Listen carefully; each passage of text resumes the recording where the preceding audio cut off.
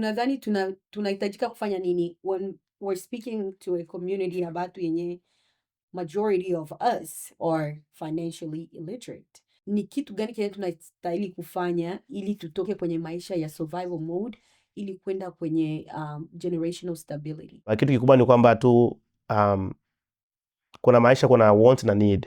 And the problem about most of us, tuna consider my wants ziko mingi sana kuliko need. Kwa hiyo ukipata pesa, just know what you're supposed to do with it. I know a lot of people, especially wazee wetu, they don't believe in banks.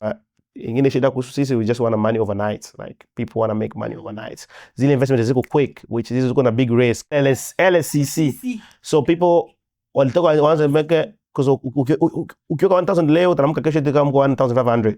So quick investments ziko na high risk, very high risk, because it's quick, which means the risk itakuwa very high.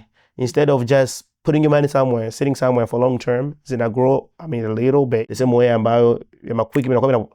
I know a lot of people ambao shangia in those situations are quick stuff. Nakuta alianza na pesa. Med skins. Yeah, anapoteza pesa just like that. Kwa hiyo people need education of how to manage their money, of course. Now, some people they feel like money, it's a private thing where they're not supposed to share with anybody. Lakini sasa I don't think money can be a private thing kwa mtu ambao unaamini, because like in a professional world, uko na hela yako, you don't know how to use it, you can just go talk to somebody. That's how a lot of bazungu does. Haiko na hela lakini anajua atafanya nini. Anatafuta personal investor ama just anaenda tu sehemu investor ambao akuze ule mtu anajua what to do with the money. Right. Unaenda kuongea na mtu, that person will help you to grow your money as long as you have some agreements in place. Then you should be safe. Like watu wengine nafikiri, if Raymond find out niko na 10k, niko na 50k mwangu bank, what would Raymond think about me? Atanichukulia niko je. But at the end of the day, I don't care about your money though. It's just ni pesa zako, but I can just help to bring ideas and put ideas into reality. Ila watu they are so different kwamba iko tuna pesa iko tu stack in the bank ama iko tu stack mnyumba. Nowadays watu wengine wanakutana na pesa tu mnyumba, just they are sitting. People do that? Oh yeah.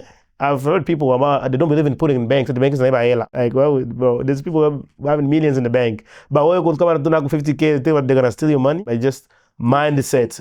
Part of your mindset are being financially literate, because it's any part of it. Some just people that just believe whatever they believe and whatever they have heard. Then they wanna be stuck in Talk Show.